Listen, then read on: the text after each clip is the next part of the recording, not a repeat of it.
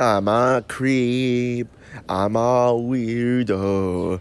Why the hell is this movie so good? I'm gonna review it now.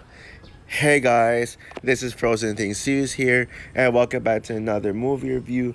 And today, I'm going to be doing a review on Guardians of the Galaxy Volume 3. So, Guardians of the Galaxy Volume 3 is the third and final installment in the Guardians of the Galaxy trilogy and the second MCU Phase 5 film, directed by James Gunn and stars Chris Pratt, Bradley Cooper, Vin Diesel, Dave Bautista, Blom Clementine, Karen Gillian, Zoe Saldana, Sean Gunn, Maria Bakalova, Will Poulter, and the guy who plays Ivan Nushnoy, I can't pronounce his name.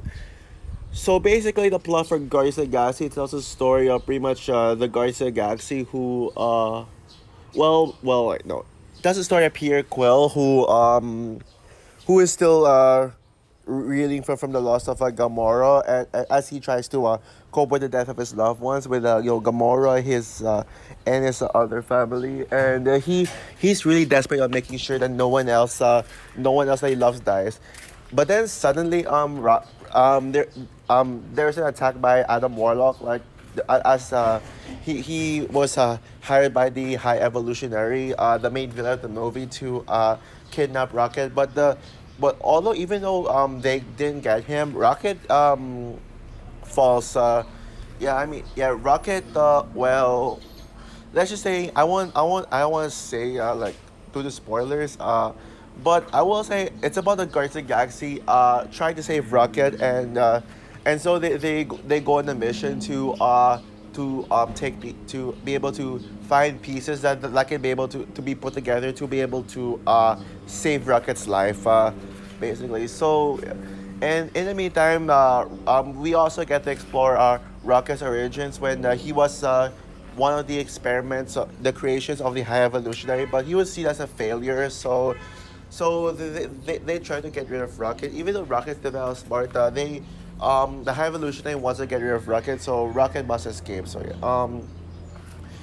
yeah, Guardians of the Galaxy Volume 3 is the last Guardians film. Like, this might be the last time we're ever gonna see Guardians.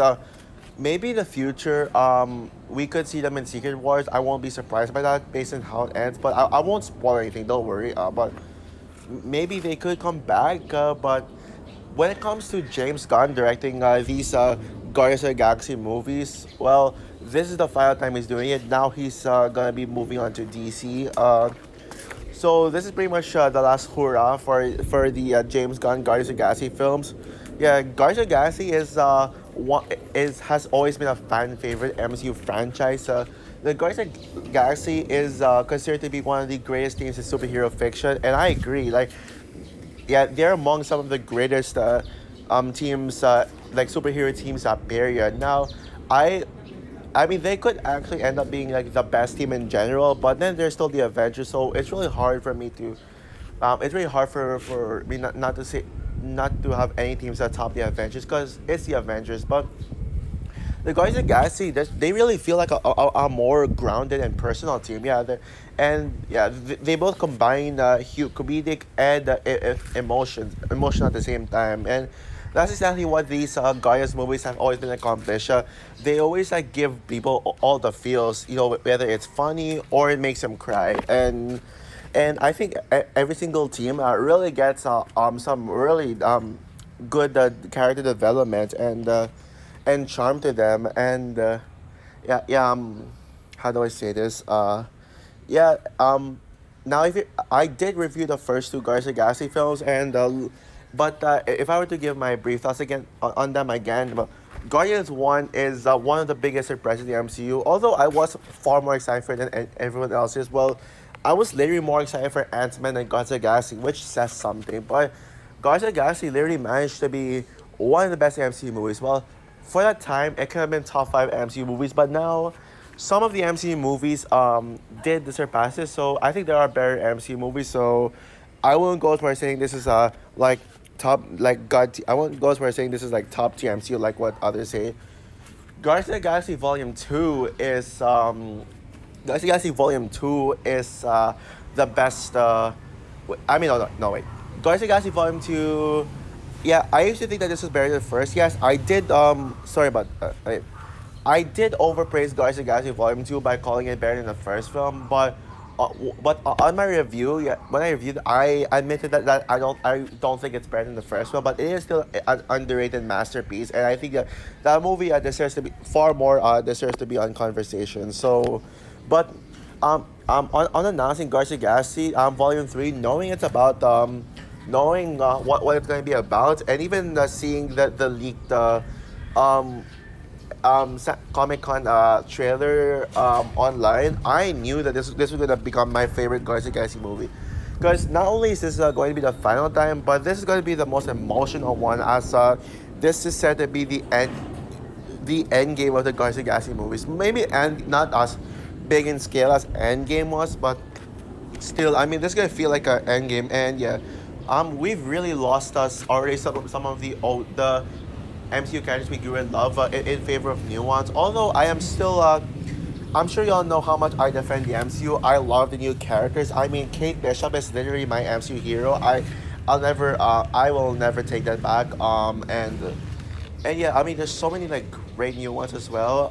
But then yeah, but there are times when we still got these the old well, the old ones, and it's really a fun time. Yeah, it really shows how much the MCU has moved on. And I know some people hate the changes, but we gotta deal with it, man. We really gotta deal with the MCU change. So yeah, and yeah, I and that trailer that I put out, specifically the one back in February, the Super Bowl trailer, it's still my favorite trailer of the year. It's either that or the Across the Spider-Verse trailer that came out last month. Either one of those is my favorite trailer of the year. But I love that Guardians trailer. I knew coming in that this is going to be the best MCU movie of the year. This is going to be the best Guardians of the Galaxy movie, and this is going to be the best James Gunn movie. But even with super high expectations, I literally came out feeling surprised by it. Yep, I was surprised by this movie. Like surprised that it literally surpassed my expectations in every single way possible. Guardians of the Galaxy Volume 3 was everything you wanted from the finale to the Guardians of the Galaxy movies and more. This is I will go as far as saying this might be my new favorite MCU movie. I am not joking you.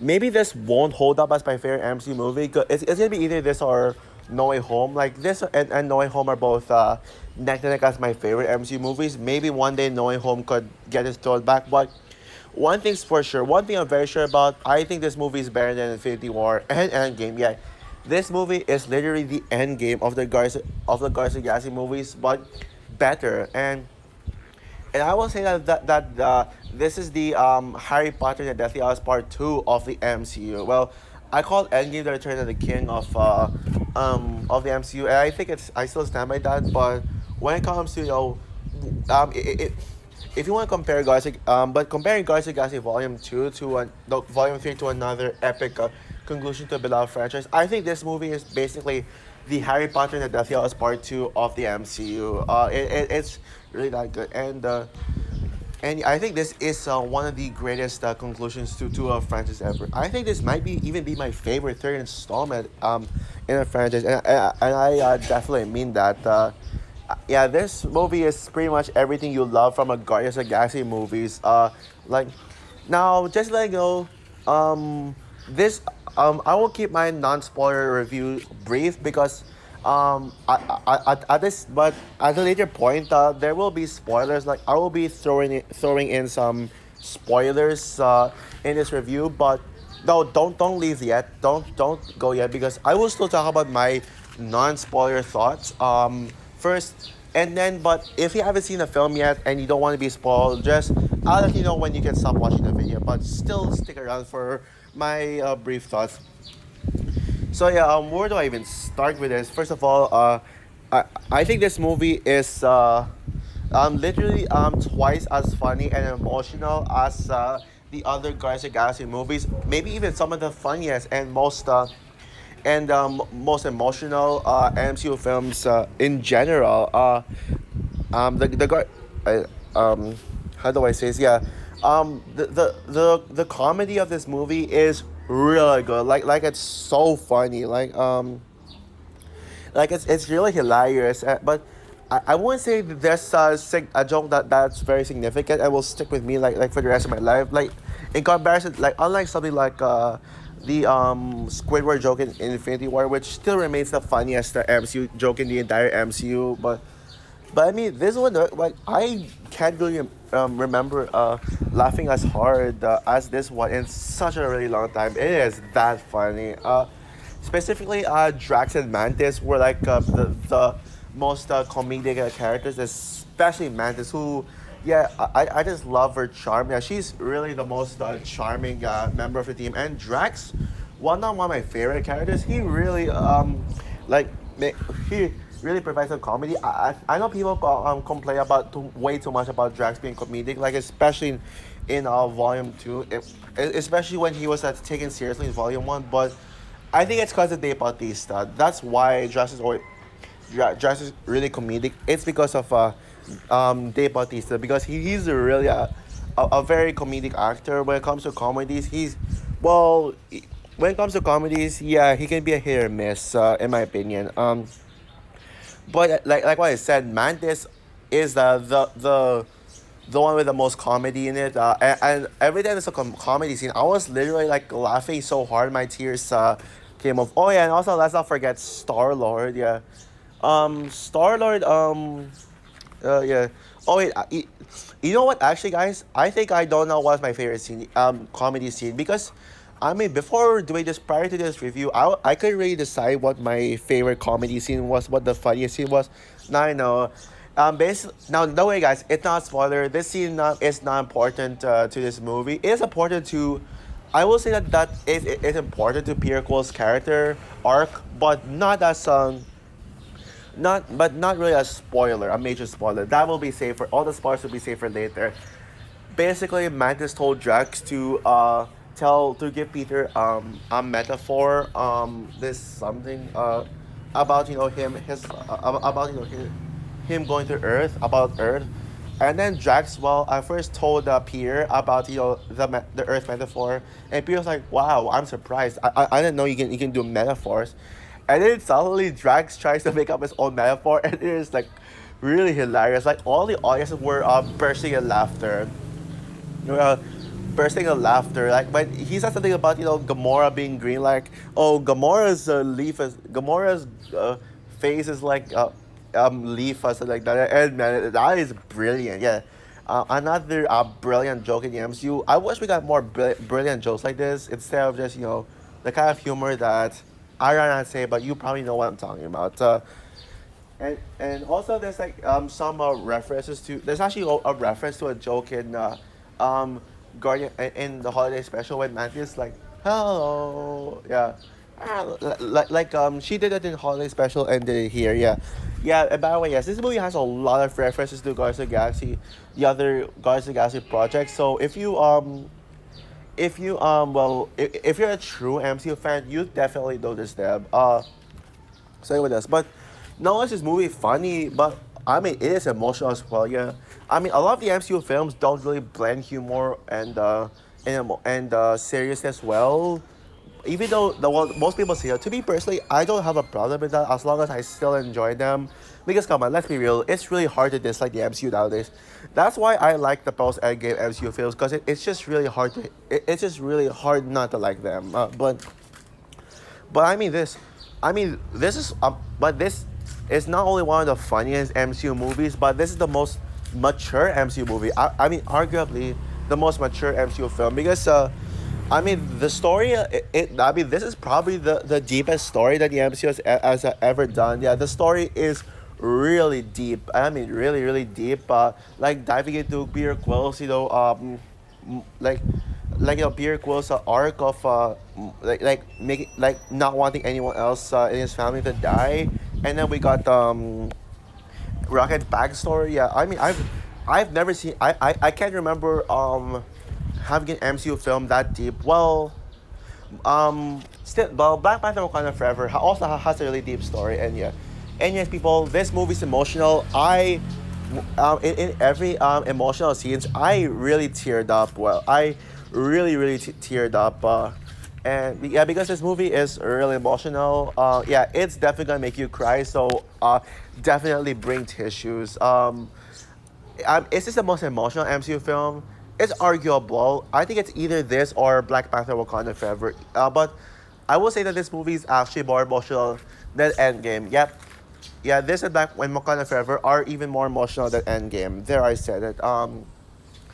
And yeah, and also like every single character gets a time to shine with Mantis and Rocket both being the standouts. I mean, Rocket is objectively the best character in this, especially when it's literally about him. But Mantis is a character that feels very personal to me. I also love Pierre Quill as well. I actually now prefer her. Now I actually take back putting Gamora over Pierre Quill in well, in my list, if you saw on Instagram my ranking of all the Guardians members, I put Gamora over Star Lord. Well, I take that back. I think Star Lord is better than Gamora in my opinion. Well, maybe in the first Guardians movie, I still stand by saying Gamora is my favorite character in Guardians One. But overall, Peter Quill is just a better character, especially with this arc of well, yeah, I said this arc many times. I don't need to say it again. And even Groot, man, this is Groot at his best. I never even expected Baby Groot to be top, but I love that we actually get new things about Groot. I won't say specifically what it is, but there are a lot of new things about Groot that you'd be shocked about. Yeah, there's just specifically one thing that Groot does in the ending. There is this thing about Groot in the end of the movie that will literally shock the audience. Like literally, my audience was literally gasping, like really loud, like when Groot did this. But again, I'll mention it in my spoiler part, in my spoiler aspect. So yeah, and even the performances are really good. I mean, Bradley Cooper as a Rocket is one of the greatest voice performances ever.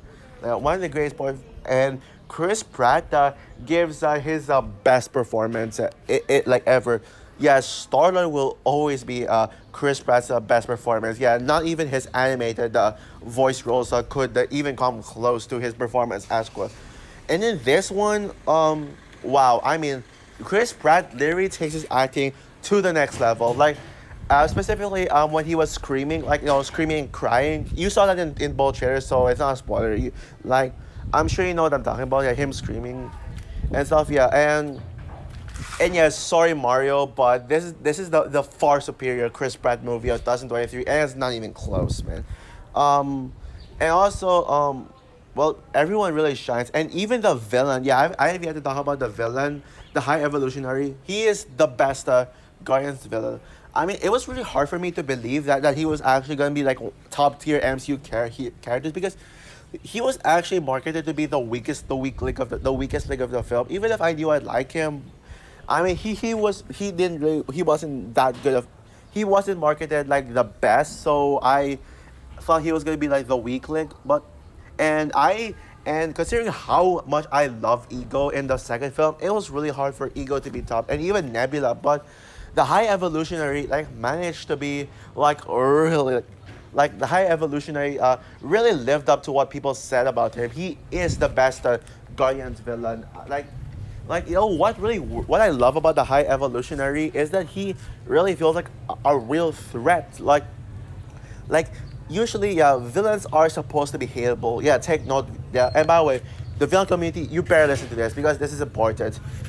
You hate villains, but villains are supposed to be hateable. I hate how the villain community would use hateable villains as an excuse for as an excuse for criticism, but you're supposed to hate villains. That's the whole point of villains. They're bad people, so you're supposed to hate them. You're supposed to really you're supposed to like root for the heroes and get angry at the villain trying to get in the way. And that's exactly what high. That's exactly what you saw in the High Evolutionary.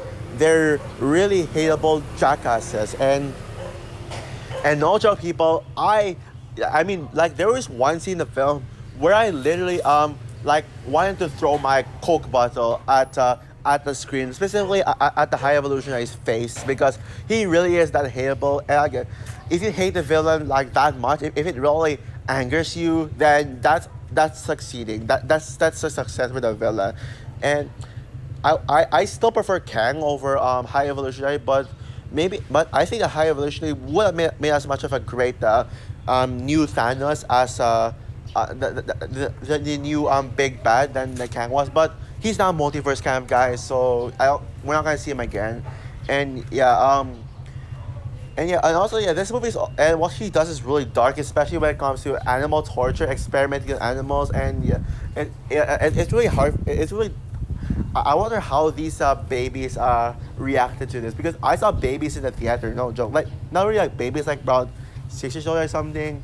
Yeah, yeah, that part. And Adam Warlock. I know people. A lot of people seem to hate Adam Warlock. A lot of people say that Adam Warlock is the weak link of the film, mainly because of how they found him wasted and had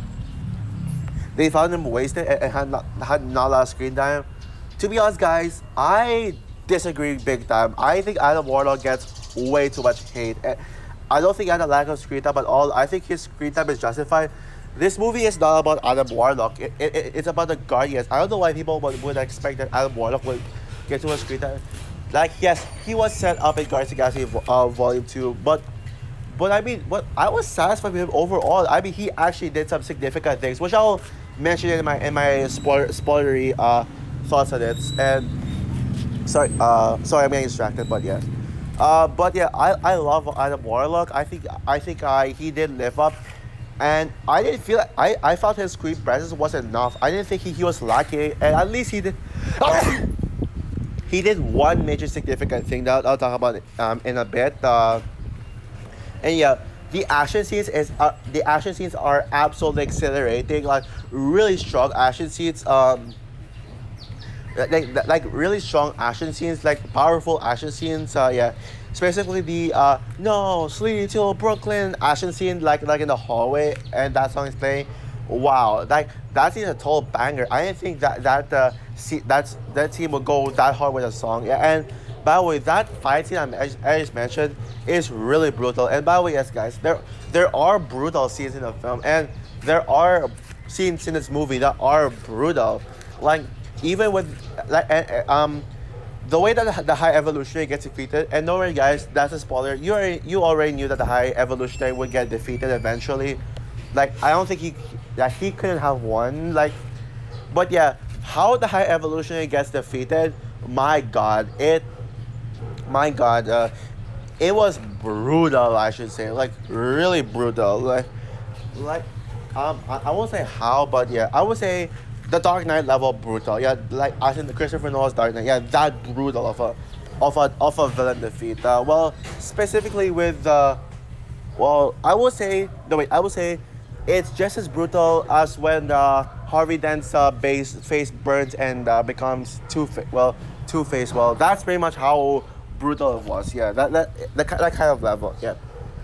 And speaking of No Sleep Till Brooklyn, the soundtrack is the best in the trilogy. I mean, the second film already has like soundtracks that I'm obsessed with, like Mr. Blue Sky and The Chain. But there's one, like I love how this movie had popular songs in there too. Like I got No Sleep Till Brooklyn. It got like the trailer song Since You've Been Gone. My mom's favorite song was here too. What's the title again? Oh yeah, Reasons. Yeah, in the middle. That's my mom's favorite song of all time. But my favorite song in the soundtrack has to be Creep. Yep.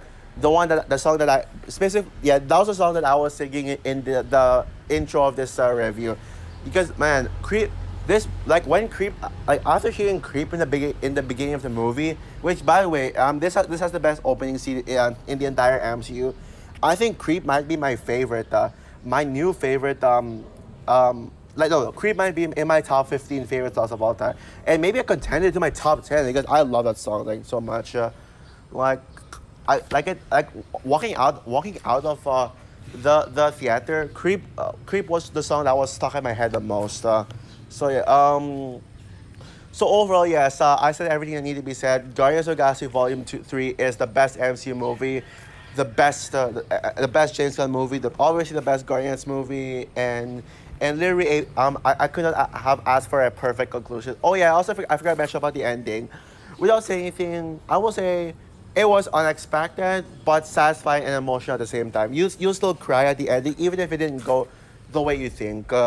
So yeah, you already know my rating. Go, it's a 10 out of 10, and yeah, so yeah, now guys, time to talk about spoilers. So if you're only here for the non-spoiler part, you can stop watching the video and come back and make sure to come back here after you watch the movie. Yeah, this is your homework after watching this video. Watch the movie ASAP. It can be any cinema you want, any format you want. Just make sure you watch it in theaters. Then don't, please don't skip it. By the way, this movie should not flop. Like people who think that this movie, people who make the rumors that this movie will flop at the box office are absolutely idiots, I should say. So yeah, so let's talk about spoilers now. So basically, yeah, I almost said spoiler in the plot, but thankfully, yeah, I was gonna save it here.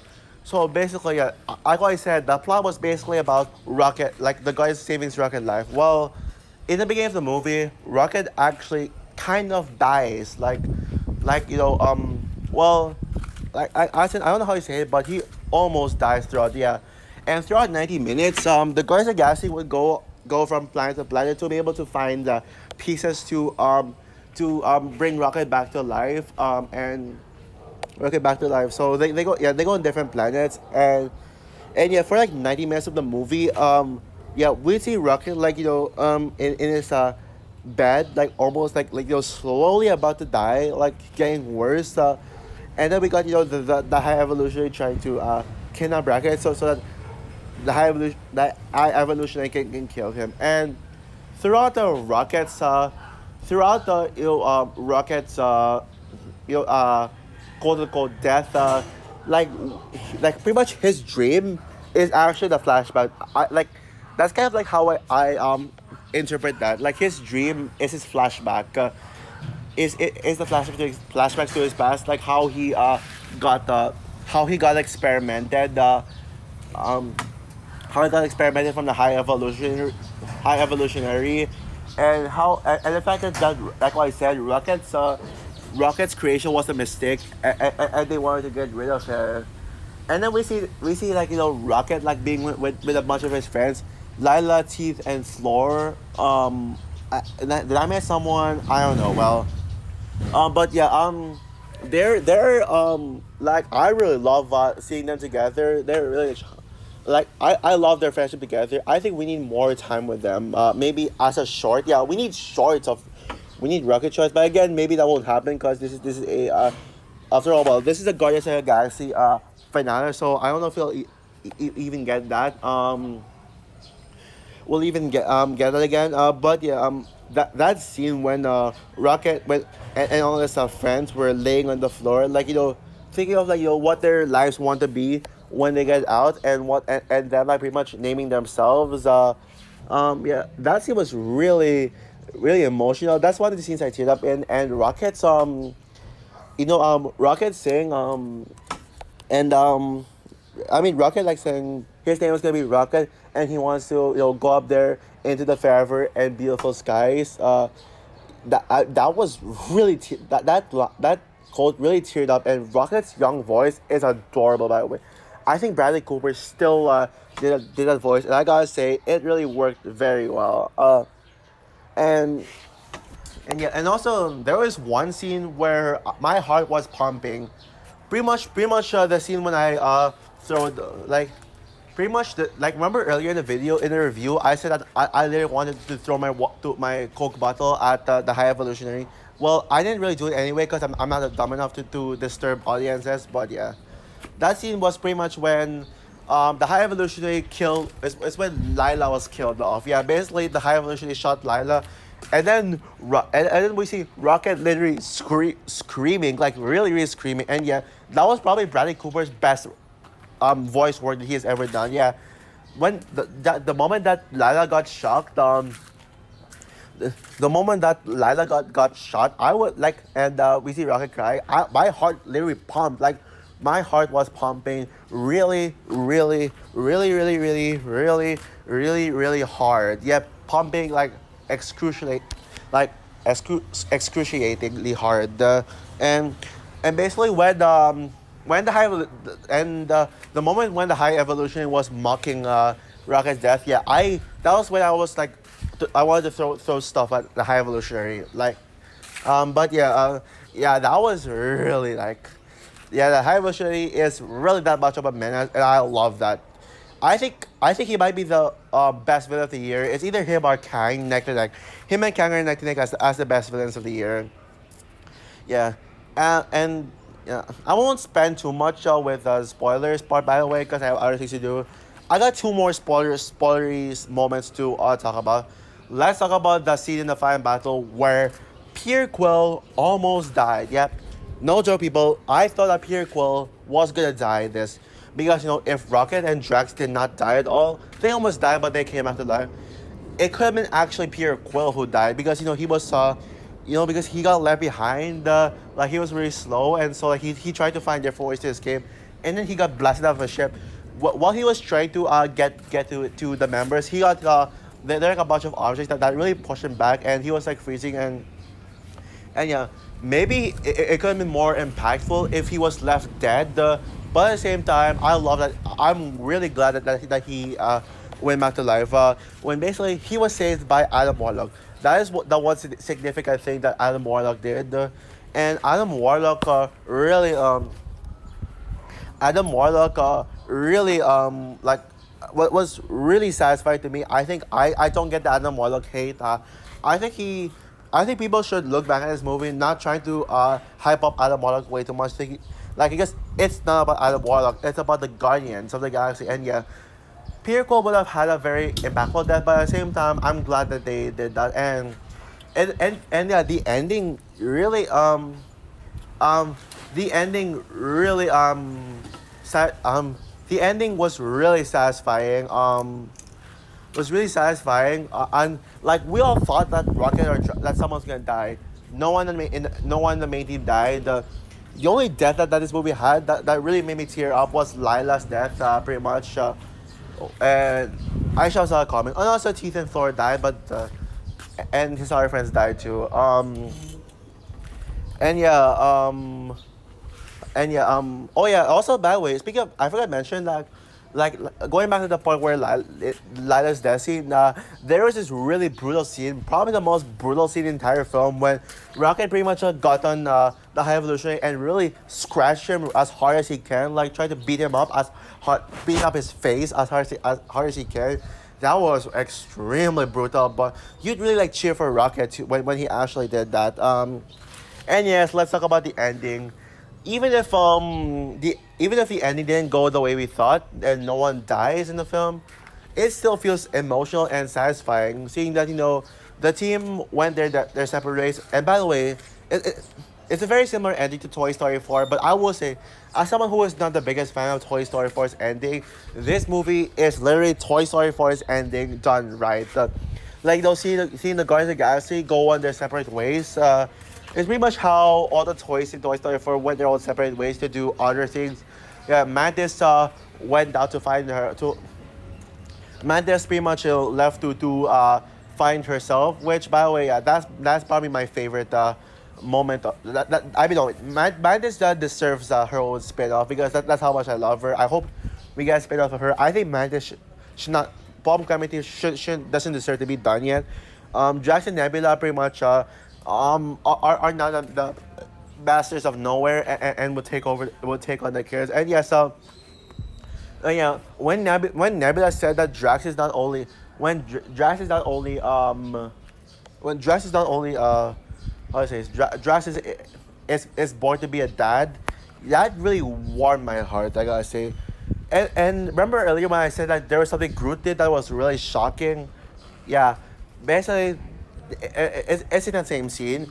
Groot said, "I love you guys." Yeah, as you all know, throughout his character is only known for saying "I am Groot," which is pretty much a Groot language, which I still don't get how they can understand him. But now that he actually said something other than "I am Groot," yeah, everyone's literally shocked. Like my jaw was dropping. I'm sure other people's jaw was dropping too. Groot saying a new word. Wow, wow. That was insane. But the emotional part, oh yeah, but the emotional part of the emotional part of scene there was when Peter Quill got back to Earth and reunited with his dad, Jason Quill. Yeah, and then we see them, them reuniting and hugging, and now Peter is back home. And yeah, that was a scene when I probably teared at the most. Well, one of them, that was the emotional impact that was given in the ending. But also, by the way, oh wait, and then we also get to this, but then the actual ending was actually when everyone was dancing to this song that Rocket played. I forgot the title of it, but I will definitely say that that is among my favorite Guardians of the Galaxy songs. And yeah, seeing like like all the characters dancing to it really like put a smile on my face. And yeah, I don't know the title. I'll probably Google search it after uploading this video, but. What I do know is that this is a 2000 song, because if you saw in the Walkman that Rocket used, yeah, he clicked on 2000s and he wanted to find the latest song. And yeah, and then we all see them dancing, yeah, to it. Um and yeah, and by the way, if you want to know what was my favorite scene in the film, yeah, it's a spoilery part, but basically when we Rocky was in the void, a void. Pretty much, it's very similar to the scene in Harry Potter, the Deathly Hallows Part Two, where we see like Harry in all white, all the white background, and then we see him we see him like talking to Gandalf, and then like right before he comes back to life. Yeah, that was pretty much why I say that this is the Harry Potter and the Deathly Hallows Part Two of the MCU, because of that scene alone. And also it wasn't as big of a scale as Return of the King, but yeah. There's a scene where Rocket was in the void and he was talking to Lila, and then they're both like hugging and crying, and he thought it was his fault that he got Lila killed, but Lila was like, "You're right, the skies are beautiful," and then Rocket was like, in tears saying, "I don't know what I am, like I don't know what I am." And then I say, "I'm not a raccoon." Like he was about to say, "I'm not a raccoon," but before he could finish that, he literally immediately came back alive, and then and yeah, he came back to life, and that was and yeah, that was probably my favorite scene in the entire film, and the most emotional scene in the entire film too. Yeah, and yeah, that scene was beautiful, man. It's so beautiful, so yeah. Oh yeah, but before I conclude, let's talk about the post credit scenes. Yeah, the first post credit scene was probably one of my favorite post credit scenes nowadays. Now in my top five favorite post credit scenes, it's where we see Rocket forming his new team with Groot, Kraglin, Adam Warlock, Cosmo. Which, by the way, Kraglin and Cosmo are probably the weakest links of the movie, but they're still really good. Oh boy. Yeah, it's a bird if you're wondering. But yeah, and then he was asking them, "What's your favorite song?" None of them had like mentioned a song that I know, but then Rocket played "Come and Get Your Love," which is a perfect callback to the first Guardians of the Galaxy movie. Which, by the way, starting dancing to "Come and Get Your Love" is such an iconic scene in the MCU. And then we see them like running towards a bunch of animals who look like the space horses from the Last Jedi. Um, and yeah, that was a really good. And then after that the credits still continued to play "Come and Get Your Love," and yeah, it really gave me like chills hearing that song again, like on screen once again. I really missed that scene. And then the second post credit scene was seeing Peter Quill's day in the life at Earth, and then it said the title card said the legendary Star Lord will return. I wonder how like, I wonder how though. But I'm very sure he'll return in Secret Wars. Surprisingly, shockingly enough, my dad doesn't even know that there's a new Avengers movie, which is shocking. But eventually, he'll find out that Avengers 5 and 6 existed. Yeah. So yeah, I said everything that needed to be said. And yeah, speaking of Secret Wars, I still think Secret Wars will be the best of the best MCU movie, and possibly my second favorite movie of all time. Maybe third, because Frozen 3 probably could. I have a feeling Frozen 3 will come out before Secret Wars, so it will be my third favorite movie of all time. So that's all for my review of Guardians of the Galaxy Volume 3. I already said my conclusions and my rating earlier before the non-spoiler thoughts. So yeah, what is your opinion on Guardians of the Galaxy Volume 3? Do you agree with me that this movie is the best MCU movie? And do you agree that even if this may not be your favorite MCU movie, but do you agree that this is the best Guardians of the Galaxy movie or not? Comment down below, like, subscribe, hit the notification bell, and stay tuned for my and stay tuned for a bunch of Guardians of the Galaxy related ranking lists, as well as my top 10 favorite MCU movies of all time. My top 10 MCU movies. So yeah, bye guys.